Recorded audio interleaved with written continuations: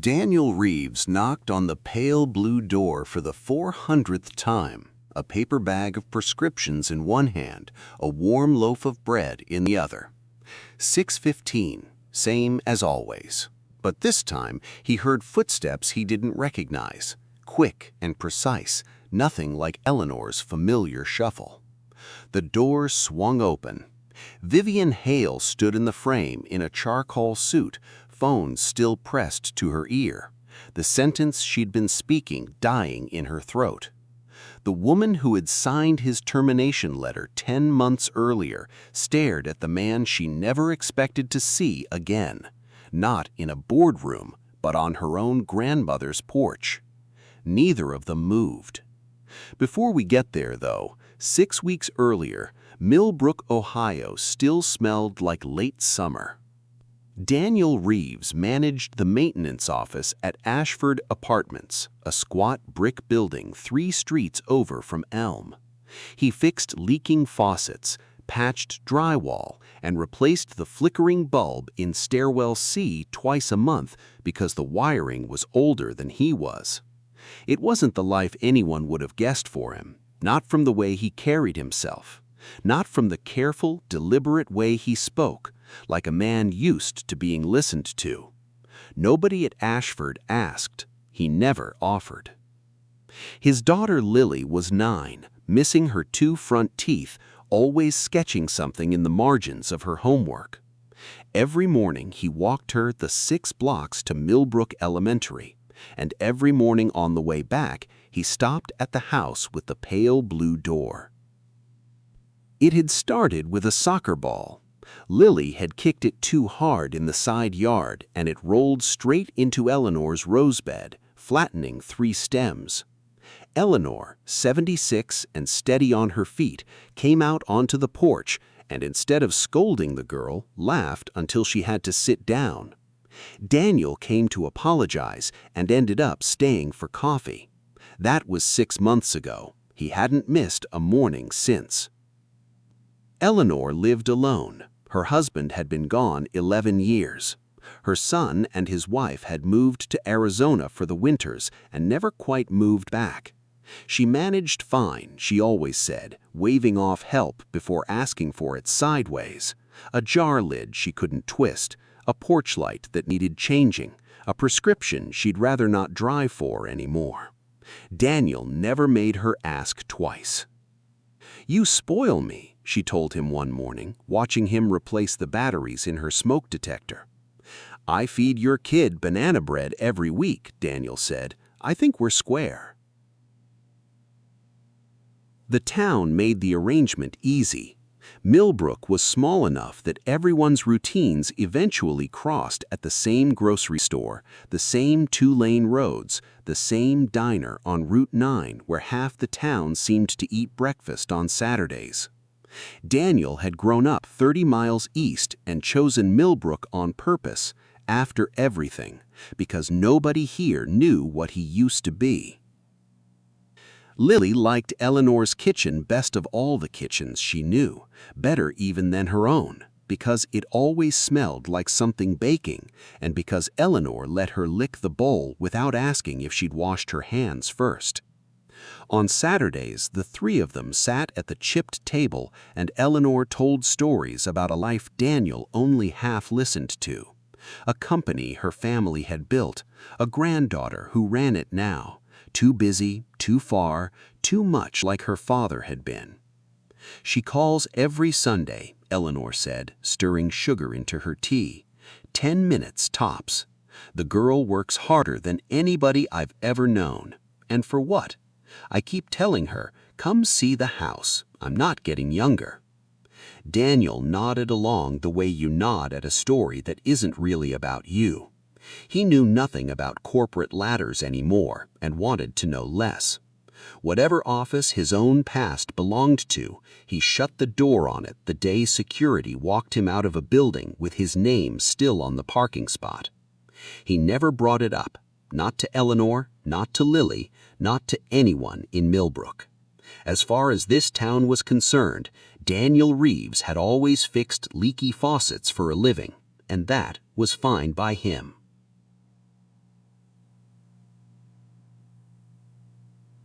Some nights, after Lily was asleep, Daniel sorted through the boxes still stacked in the hall closet, remnants of the move from the old house he hadn't gotten around to unpacking in over a year. Tape, spare fuses, a drawer's worth of things belonging to no particular category.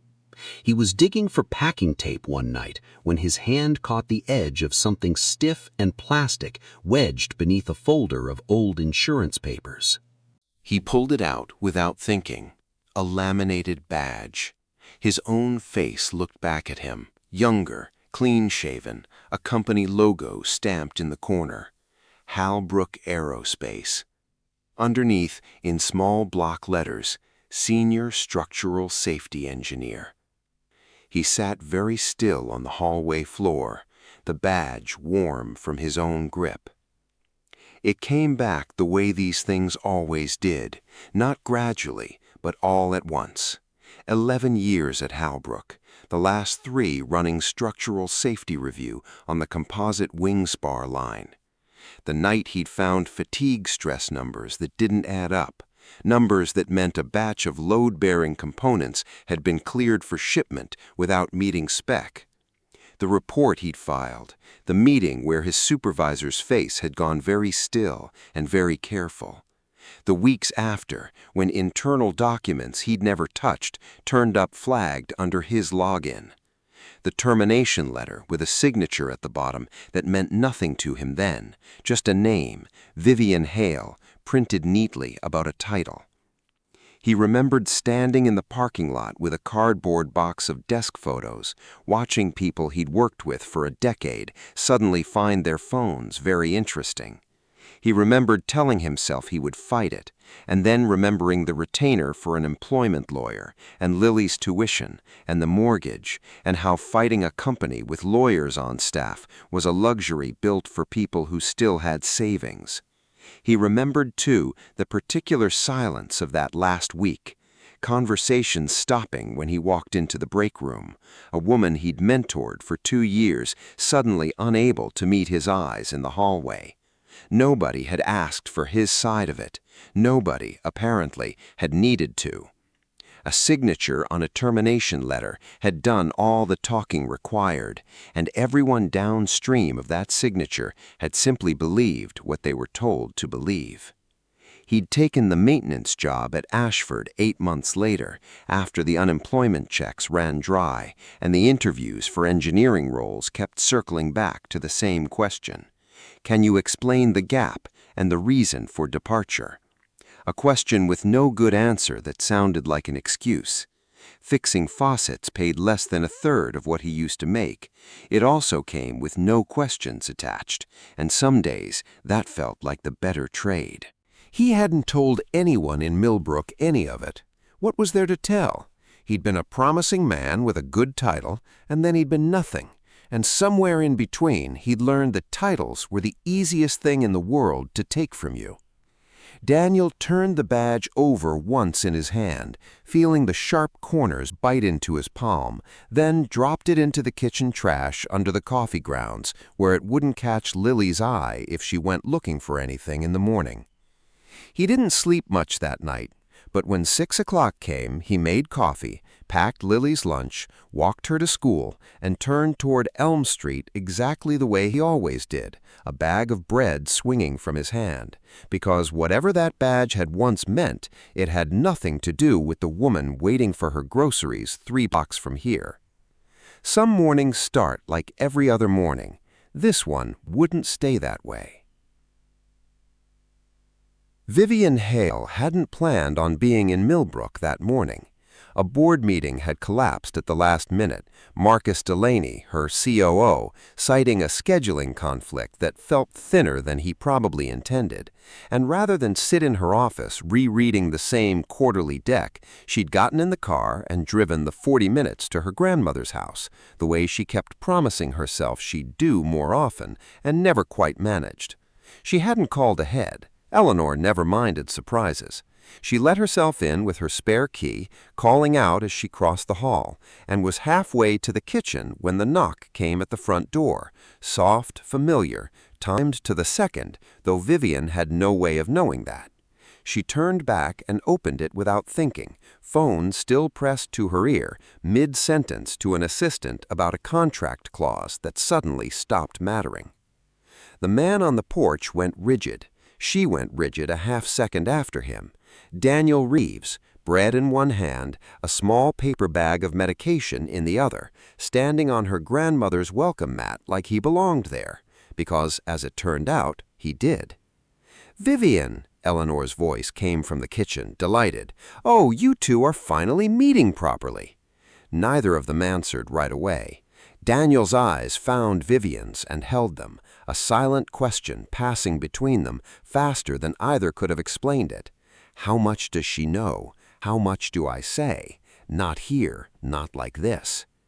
Eleanor appeared in the hallway, wiping flour from her hands onto her apron, beaming at both of them like she'd engineered the moment herself. "Daniel, this is my granddaughter, Vivian, the one I'm always talking your ear off about. Vivian, this is the young man who's been keeping me company every morning for months. I don't know what I'd do without him." Vivian started and stopped. "We've run into each other," Daniel said, even and unhurried, the same voice he used to talk Lily down from a tantrum.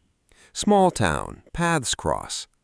Vivian's eyes flicked to him again, something unreadable moving behind them, and then she found her footing. "Right, a few times actually."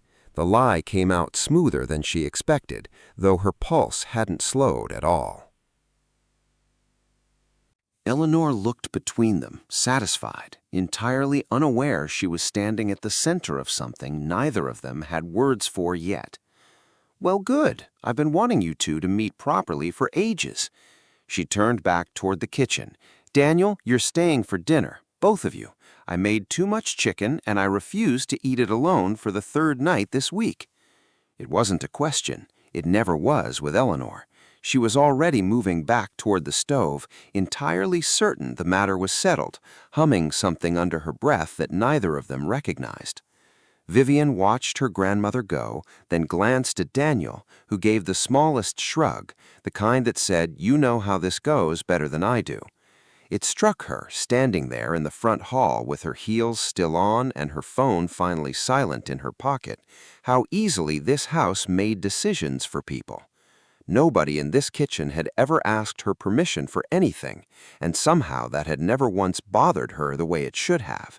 Vivian opened her mouth to decline. She had 4 hours of work waiting back at the office, a call with the safety compliance team, a dozen reasons to leave, and found none of them came out. "Sure," she said instead, watching Daniel set the bread down on the counter like he'd done it 100 times, because he had. "I'd like that." Daniel didn't look at her again until Eleanor had turned her back, and when he did, it wasn't anger in his face. It was something more careful than that, a man recalculating in real time exactly how much ground he was standing on. Dinner ran 2 hours longer than Vivian had planned for, and every minute of it felt like walking across ice she couldn't be sure would hold. Eleanor did most of the talking, the way she always did. Stories about Daniel fixing the porch step, about Lily's drawings taped to the refrigerator, about a church bake sale where Daniel's banana bread had outsold 3 other tables combined. Vivian laughed in the right places and asked the right questions, and felt the whole time like she was performing a version of herself built specifically for this kitchen. "So what is it you do exactly?" Lily asked at one point, legs swinging under her chair, entirely without malice. "Grandma Eleanor says you work in an office." "I do," Vivian said, feeling Daniel's eyes on her without looking up. "Boring stuff, mostly." It wasn't a lie so much as it was everything true left unsaid. Daniel steered the conversation elsewhere with the practiced ease of a man raising a 9-year-old alone, a joke about Lily's homework, a question for Eleanor about her garden, and Vivian found herself grateful in it without examining it too closely. She drove home that night with both hands tight on the wheel, replaying every second of it.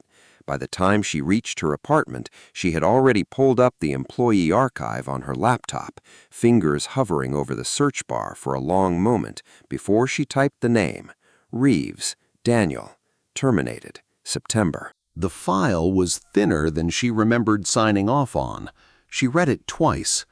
Data mishandling, unauthorized access to restricted files, termination for cause. Her own signature sat at the bottom of the recommendation, dated 10 months back, a decision she had made in an 11-minute meeting with Marcus Delaney standing at her shoulder, certain and urgent, the kind of certain that hadn't left room for questions. She closed the laptop without reading further.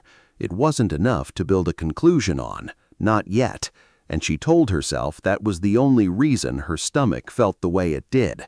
She didn't mention any of it to Marcus.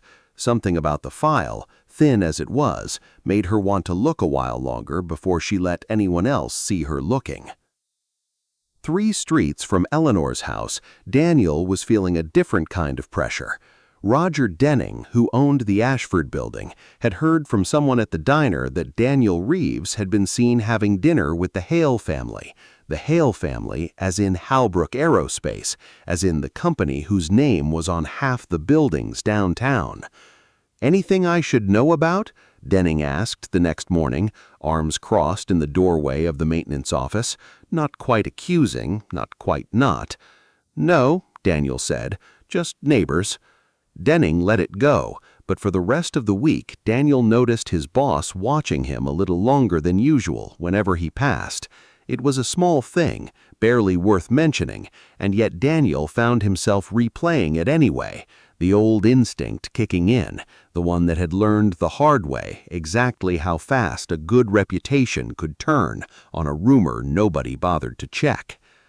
At home that night, he sat at the kitchen table long after Lily had gone to bed, turning a cold cup of coffee in slow circles, thinking about a dinner table 3 streets over and a woman he still didn't know how to feel about. He didn't reach any conclusions. He rarely did these days when it came to anything connected to that name. Back at Halbrook, Renee Alvarez noticed something about her boss, still at her desk well past 7, a personnel file open on her second monitor that Renee recognized without needing to ask why. Renee didn't say anything. She had her own reasons for staying quiet about that name, reasons that had kept her up more nights than she'd admit to anyone. Watching Vivian read, she decided the timing still wasn't right to change that. Vivian started finding reasons to drive to Millbrook. She told herself it was overdue. Eleanor deserved more than 10-minute Sunday calls, and that much was true. But she couldn't pretend, not fully, that some part of the drive wasn't shaped around the hour Daniel usually came by, the low light of early evening, when he'd stop in after his shift to check the porch railing or bring over a covered dish Lily had helped make. She watched him more than she meant to, the way he crouched to Lily's eye level instead of talking down at her, the way he rehung Eleanor's storm door without being asked, checking the hinges twice before he called it finished. None of it matched the 2 words sitting in his personnel file, for cause, and the mismatch sat uneasily in her chest every time she saw him. She started noticing smaller things, too. The way he never let Eleanor carry anything heavier than a teacup. The patience in his voice when Lily got stuck on long division and he walked her through it 3 different ways until one of them clicked. None of it read like a man who'd been careless with confidential data. It read like a man who paid attention to things other people missed, which was, she realized with a slow discomfort, exactly the kind of person you'd want reviewing structural safety reports. One evening, clearing plates together while Eleanor dozed in her recliner and Lily colored at the table, Vivian found herself standing close enough to Daniel that she had to lower her voice to keep the question private. "Do you hate me?" she asked, not looking at him, hands still in the dishwater. He didn't pretend not to understand. "I don't have room left for that, not with a 9-year-old to raise." It wasn't forgiveness. It landed harder than an accusation would have. "That's not an answer," Vivian said. "It's the only one I've got right now." He dried a plate, set it down, met her eyes for the first time all evening. You want a different one. You're going to have to earn it." She thought about that sentence the whole drive home, turning it over the way she turned over structural reports, looking for the load-bearing piece, the one line that would tell her whether the whole thing could still hold weight or whether it had already failed somewhere she couldn't see yet. By the time she reached the office parking lot, she had made a decision. She found Renee at her desk the next morning before either of them had taken their coats off. "I need everything on Reeves's termination," Vivian said. "Every email, every draft of that report, anything that touched Marcus Delaney's inbox in the 2 weeks before it happened. Don't route it through legal, just bring it to me." Renee's hand went still on her keyboard half a second too long. "Everything," Vivian repeated, and something in her voice made clear this wasn't a request she intended to have questioned. "Understood," Renee said, and turned back to her screen, though it took her a long moment before she could make herself start typing. Renee Alvarez had told herself for 10 months that silence was the responsible choice. She had 2 kids at home and a mortgage that didn't care about her conscience, and Marcus Delaney had made it very clear, in the careful, deniable way powerful men make things clear, that certain emails were better left unmentioned. She'd kept a copy anyway, telling herself it was for her own protection, in case anyone ever asked the right questions. Nobody ever had, until now. "What is this?" "Everything you asked for," Renee said, "and one thing you didn't." Vivian opened the folder. On top sat a printed email chain dated 14 months back, 4 months before Daniel's termination. Marcus Delaney to 2 junior engineers. Subject line stripped of anything incriminating, body text anything but. Instructions to trim material tolerance margins on the Wingspar composite batch by 11% to hit quarterly cost targets. And a note near the bottom flagging that the Safety Review Office, Daniel's office, would need to be, in Marcus's words, managed. 2 pages later, a second thread, Daniel's original report, the one that had gotten him fired, flagging the exact tolerance failure Marcus had ordered. Beneath it, an internal message from Marcus to HR, drafted the same week, laying groundwork for a data mishandling complaint against a safety engineer who was, quote, "becoming a liability to the timeline." Vivian read it 3 times before she trusted herself to speak.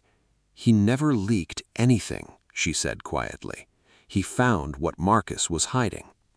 "I should have said something sooner," Renee said, voice shaking now that it was out. "I'm sorry, I know that's not enough."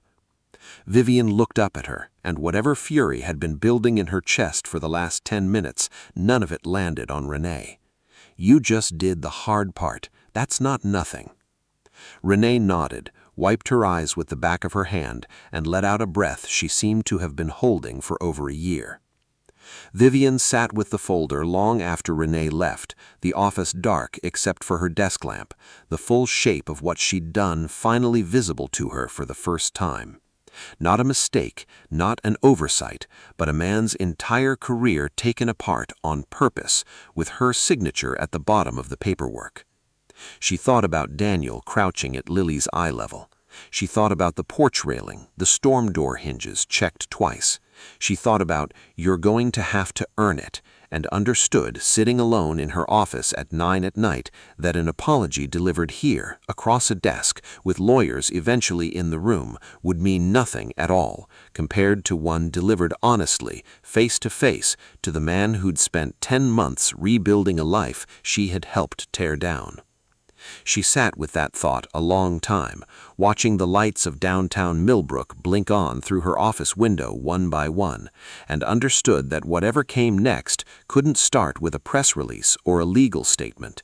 It had to start with a conversation, the kind she should have had 10 months ago, before any of this became a folder on her desk instead of a person standing on her grandmother's porch.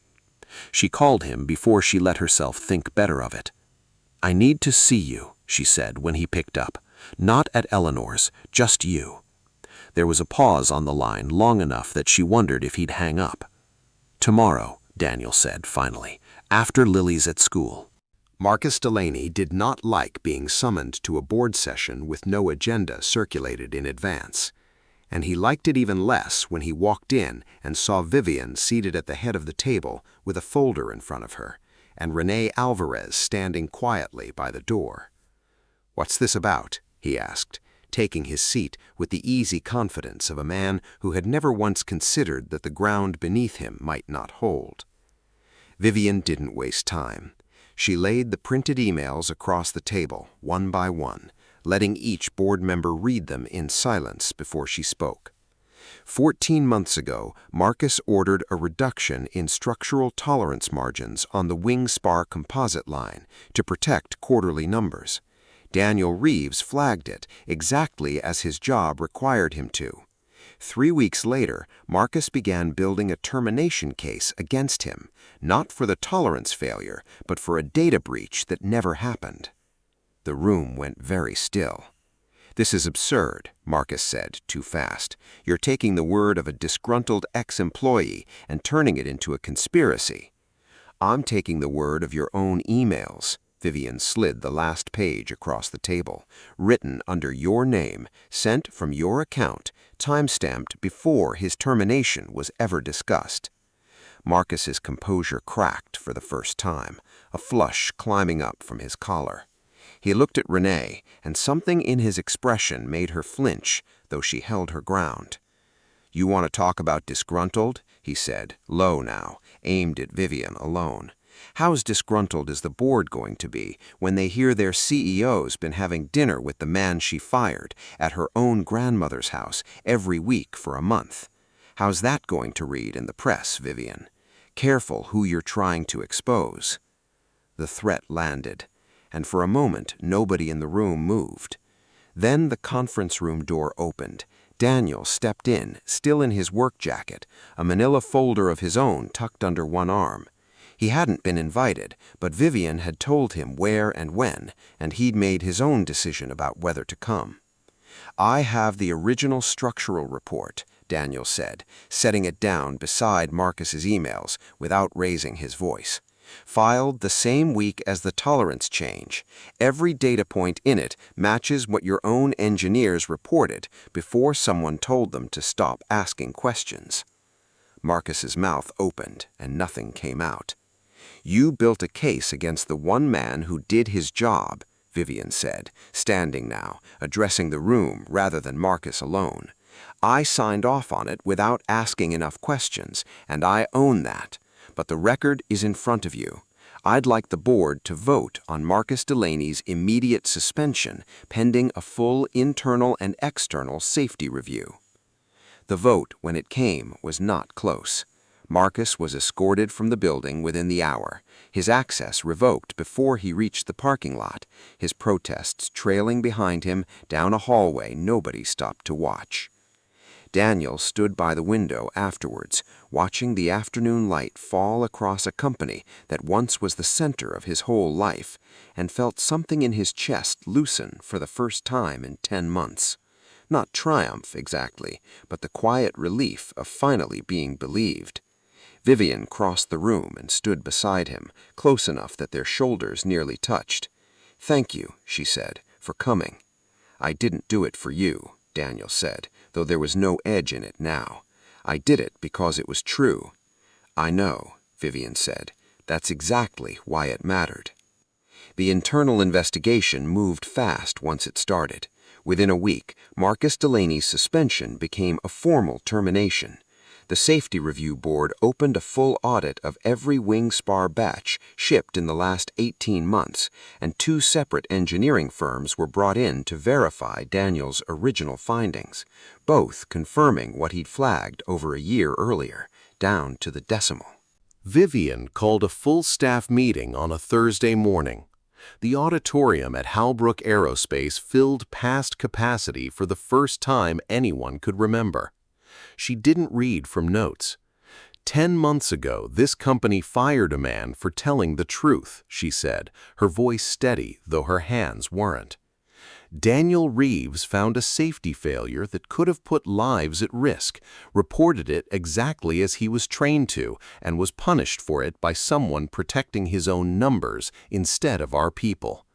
I signed that termination. I own that mistake, publicly, in front of all of you.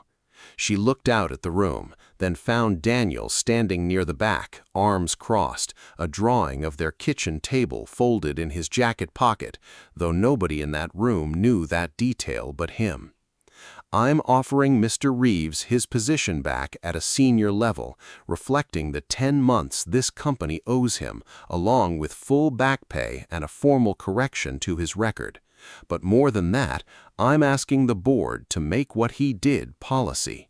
Every safety flag gets independent review before termination is even considered. We don't bury the people who tell us the truth. Not again. The applause that followed was not performative. It came from people who'd worked alongside Daniel for a decade and never understood why he disappeared, for engineers who'd quietly wondered whether raising a safety flag of their own would cost them the same way it had cost him. For the first time in 10 months, the answer to that question had changed in front of all of them. Someone near the front started clapping before Vivian had even finished speaking, and by the time she stepped back from the podium, most of the room was on its feet. Daniel hadn't expected that part.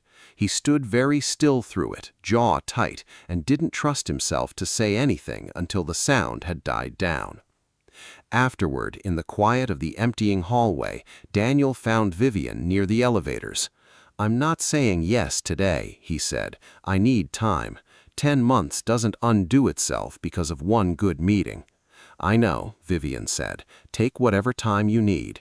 He nodded, and for a moment neither of them moved toward the door. Somewhere behind them, the parking lot lights were flickering on one by one as the afternoon slid toward evening, and neither of them seemed in any hurry to be the first to walk toward their car. That evening they drove to Elm Street separately and arrived within minutes of each other, standing on the porch under the same light where this had all started, neither one performing anything anymore.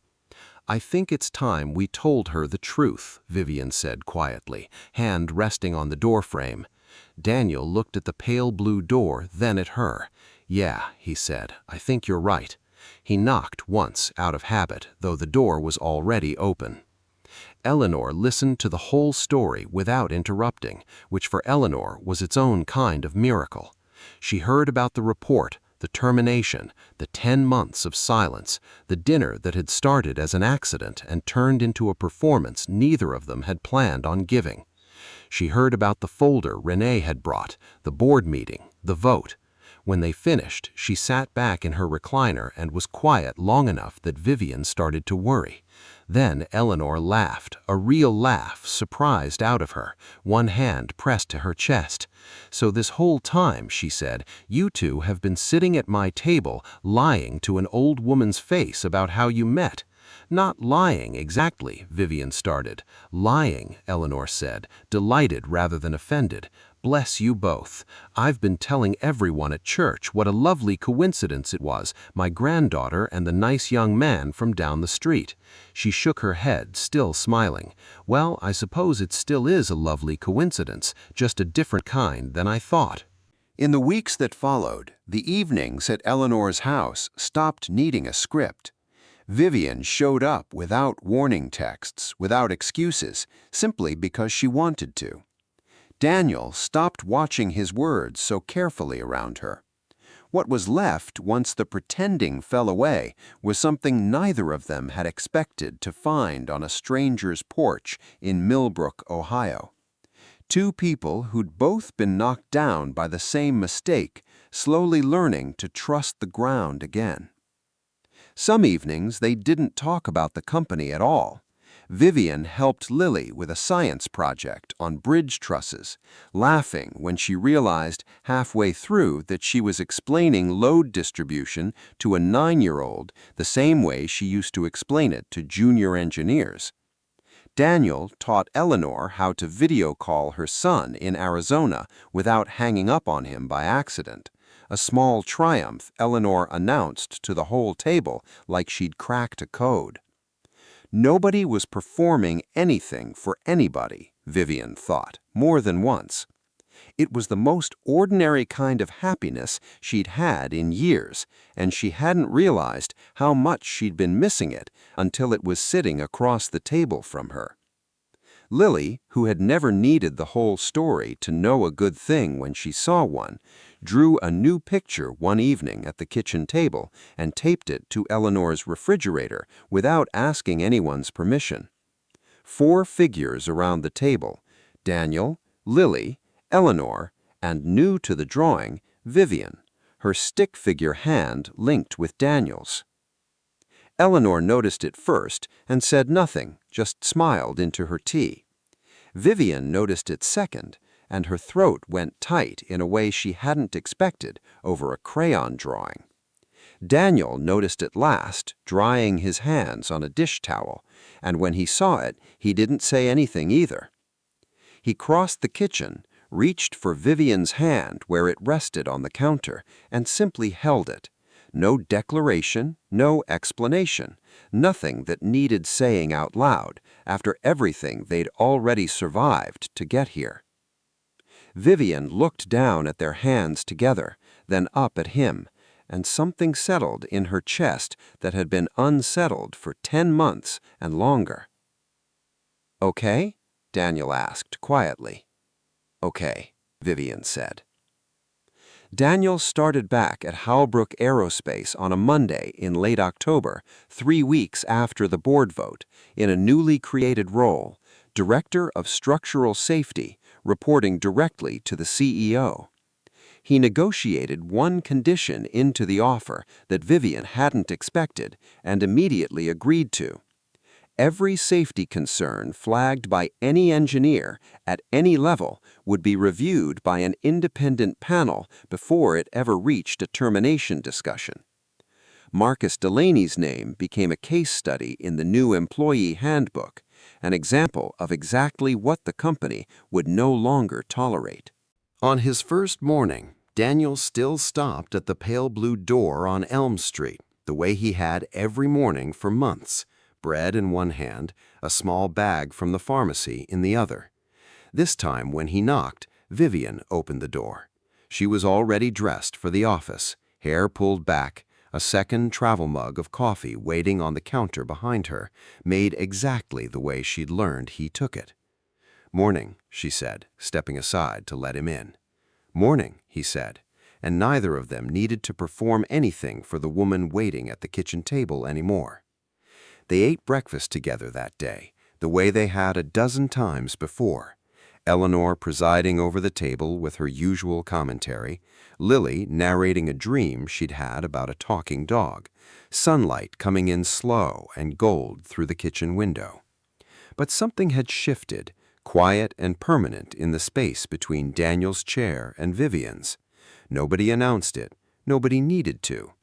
Eleanor caught Vivian's eye across the table at one point and said nothing, just smiled into her coffee, the particular smile of a woman who suspected she'd had a hand in something good and didn't need credit for it. Lily's drawing was still taped to the refrigerator behind her, a little curled at one corner, 4 stick figures around a table that somehow, without anyone deciding it on purpose, become true. Later, walking Lily to school, Daniel felt his phone buzz. A text from Vivian. 3 words, nothing more. "See you tonight."